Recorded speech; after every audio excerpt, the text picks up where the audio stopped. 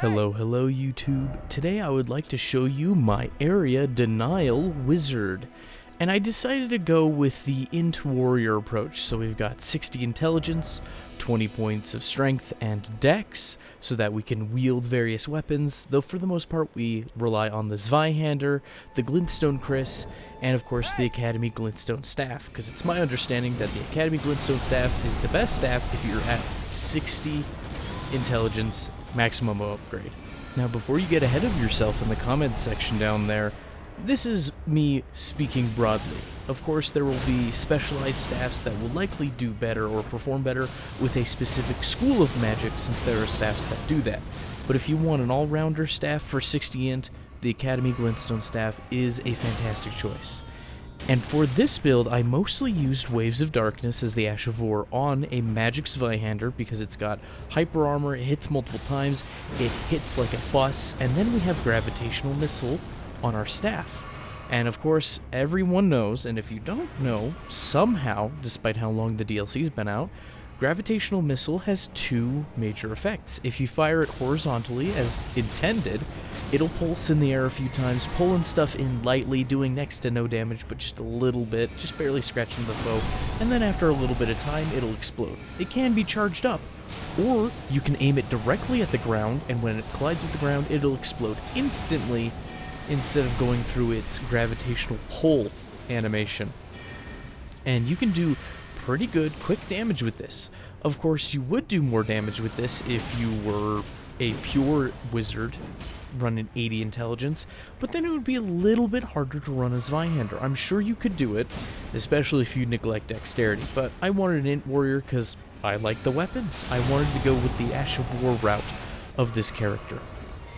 And as a consequence of me using the Shard of Alexander, oh look at that, I accidentally clipped past the boss fog for a moment, and I didn't want to feel like I was cheating, so I ran past him again. Anyway, I was getting sidetracked by the happenings on screen. I was talking about how I wanted to be an Ash of War Int Warrior. And so I'm using the Shard of Alexander, which of course buffs your Ashes of War, like Waves of Darkness, and I'm also running the Godfrey icon, which buffs charged skills and spells. That includes the Glintstone Chris if you charge it, and many other spells if you charge it. Gravitational Missile can be charged, Star Shower can be charged. I figured that for the instances where I'm charging up those spells, I'd rather have the 15% bonus damage that also applies to Ashes of War. If you're not charging up your abilities though, you could probably swap that out for the Graven Mass Talisman for the raw 8% spell damage, and you'll probably do just fine. But there's lots of little variations you can make and tweak yourself to fit your tastes. If you're looking for additional area of denial options, there's of course Night Maiden's Mist in case you need to, you know, flush somebody out of a corner or a closet that you really don't want to go into yourself. You can cast Night Maiden's Mist, my favorite war crime in Elden Ring, and people will leave pretty quickly. It also attacks their FPS directly, so that's a nice touch. If you need another option, there is the Zamor Ice Storm, or yeah, it's something like that. It's a blizzard spell, and it hits the area around you with a good amount of damage and ice buildup. I'm not sure if it scales. It probably does with your intelligence. I usually get it confused with the Zamor Ice Storm that exists on the Zamor Curved Sword, because that sucker does not scale. It is always the same damage on maximum upgrade. Your stats don't impact it at all, so I don't know, but the spell version probably scales, unlike the Ash of War. But still, with Gravitational Missile and Waves of Darkness alone, neglecting the other two options I just listed, you have so much control over your area. Waves of Darkness has an extra wave that happens when you're done with the plunging animation. That's enough time to get usually a single flask off, or if you have a little time and need a little more time, you can use Gravitational Missile horizontally. It flashes, it's big, it does okay damage when it finally detonates.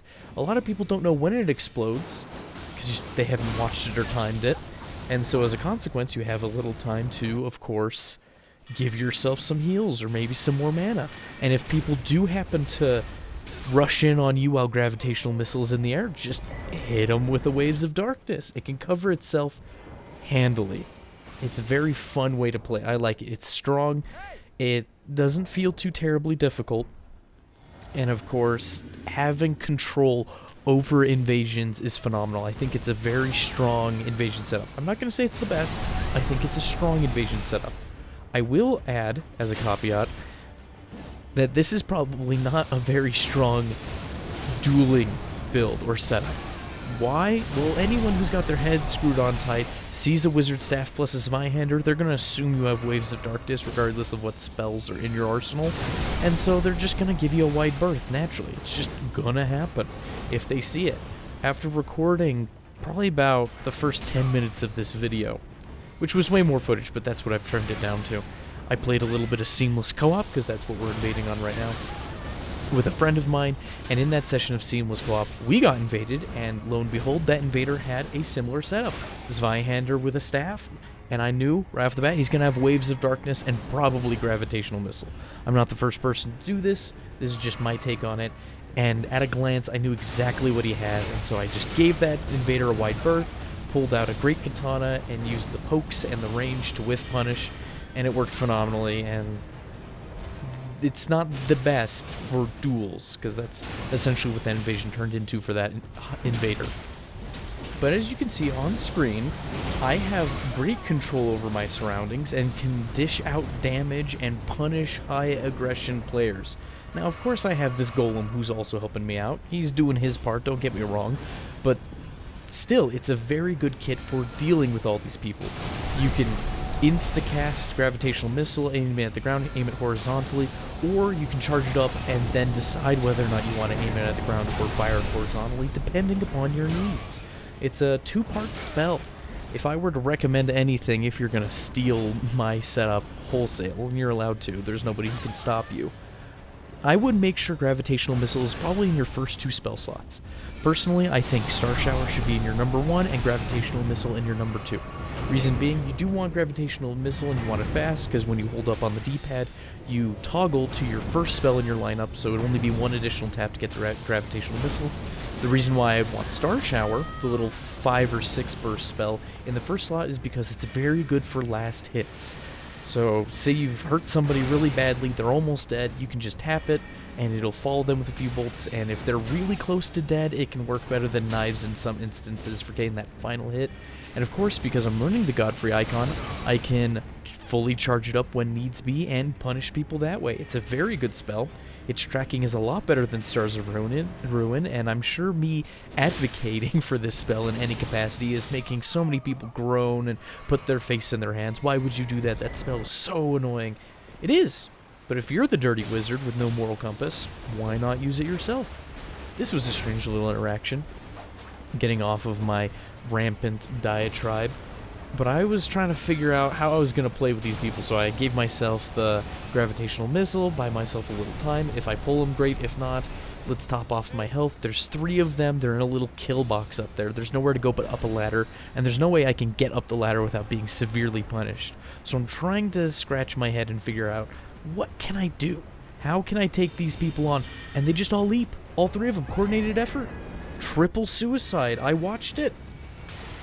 I swear, officer, I had nothing. I never seen those people before in my life. I had to share that silly moment with you. I was compelled to do so. It's just, like, I've never seen anything like that. I'm genuinely surprised. They had the high ground.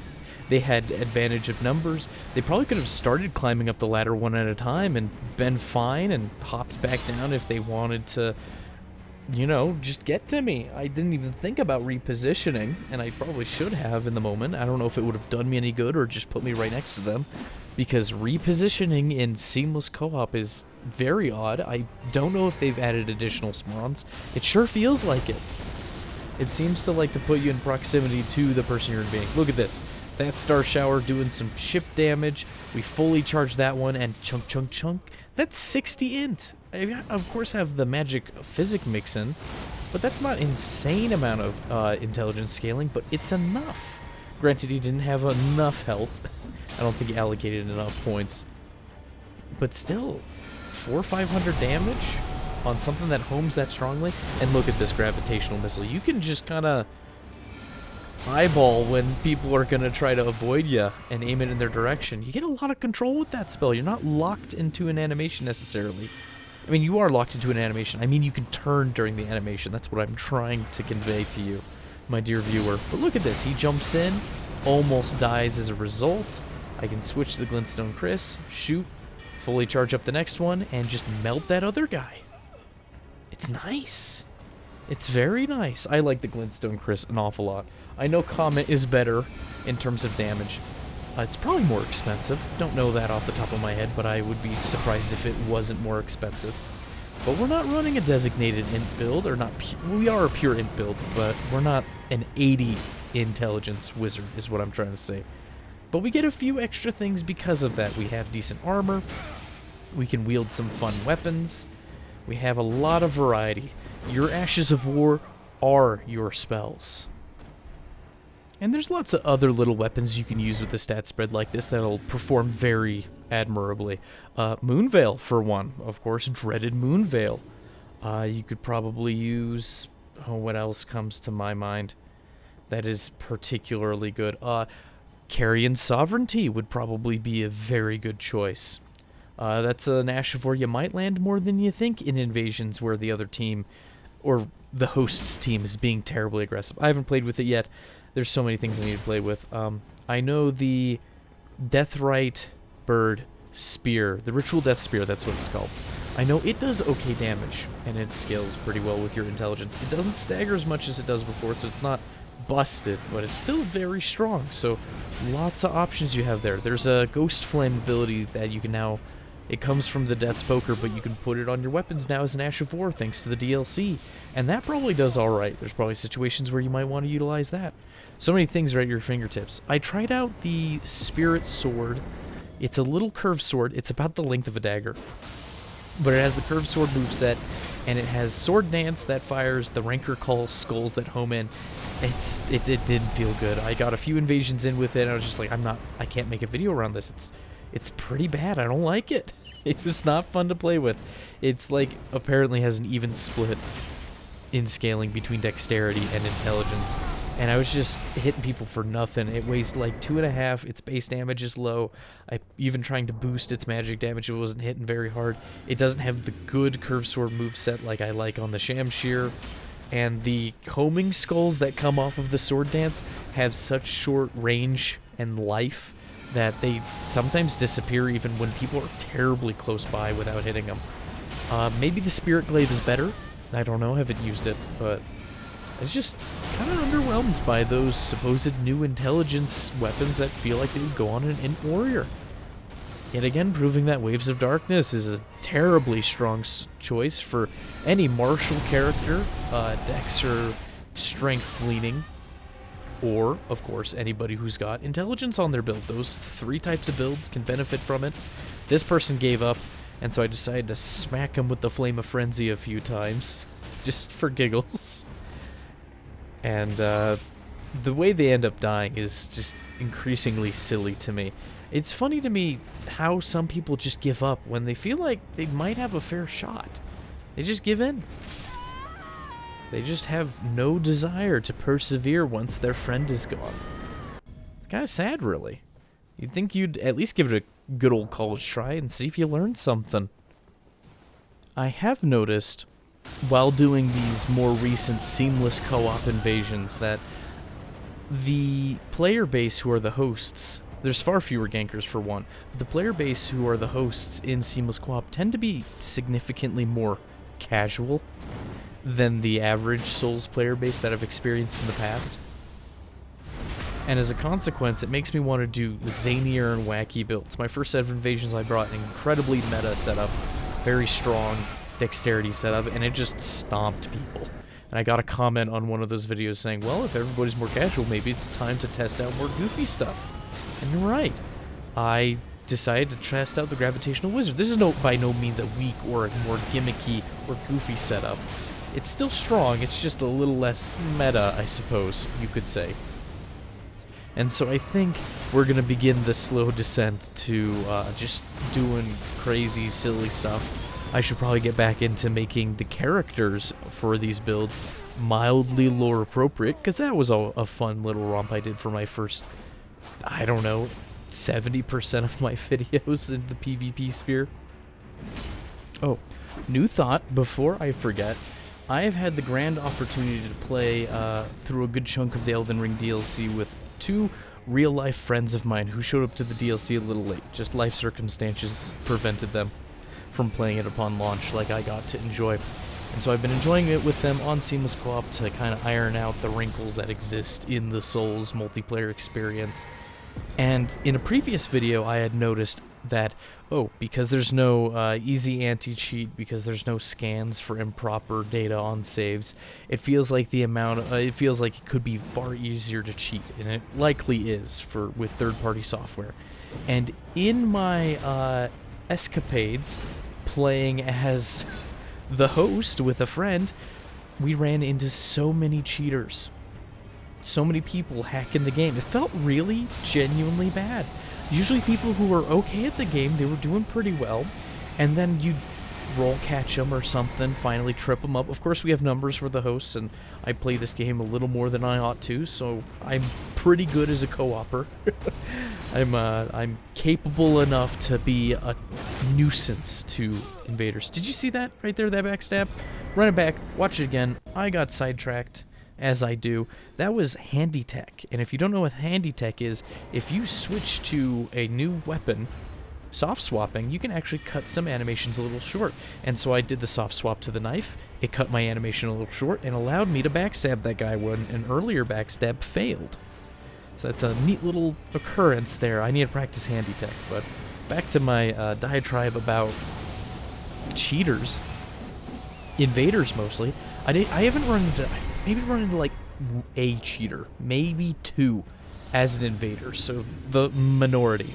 Far more than you would get, like, playing vanilla, I suppose, with all those safeguards in place, but still, not that many amongst the hosts, or at least none that I recognized. Maybe people were doing little cheats that were not enough to tilt in their favor. But as a host, or as a phantom, we had so many cheaters. It felt like every 5th or 6th invader we got was a cheater of some kind. Infinite poise, or no hitbox, or when you got them down to 1 HP, they just couldn't be killed. Probably infinite flasks wouldn't surprise me. And it was dreadful. It felt really bad. But you have one phenomenal trick up your sleeve as the host if you ever run into a cheater in Seamless Co-op. If you are the host, use the Separation Mist. It's a tool you have that you don't get in vanilla. And if you're the host and you use the Separation Mist, it sends everybody home, including the invader. And then what you can do is, if you're playing on Steam, of course, well, you would be playing on Steam if you're playing the PC version for Seamless, you can hit Shift-Tab, open up the Steam overlay, and click a little game info option in the bottom left-hand corner, and scroll down until you can see recent players, and from that recent players, you can just see the most recent person who connected to you, who is, of course, not your friend, that you're playing with in Seamless Co-op, and you can block that person. And to my understanding, it will stop them from playing with you, because I believe the Steam servers are still somehow involved a little bit. I could be a little shaky on that. I haven't been reinvaded by anyone I've blocked, so I believe it still works even in Seamless. I could be wrong on that one, but that is a tool you have that you don't get in vanilla when those cheaters arrive. So anytime we would fight somebody, get them down to 1 HP, or suddenly notice that their hitbox disappeared, or notice that, they're poising through attacks they shouldn't be able to poise through, just passive poise, not hyper armor during their attacks, but just infinite poise, I would just be like, alright, I'm gonna take the aggro as the Phantom.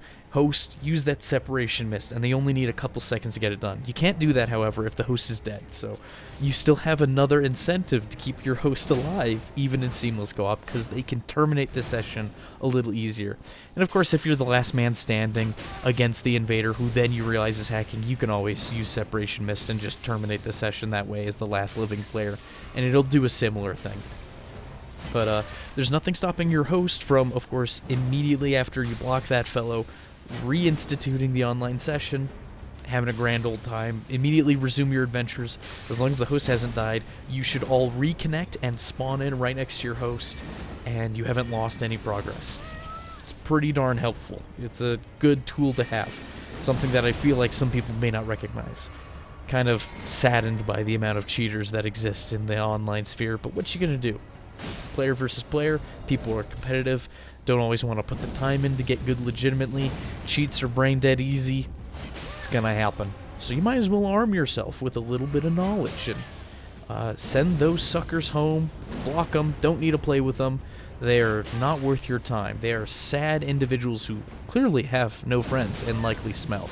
Well, thanks for joining me today. I hope you have a good one, and I'll see you next time.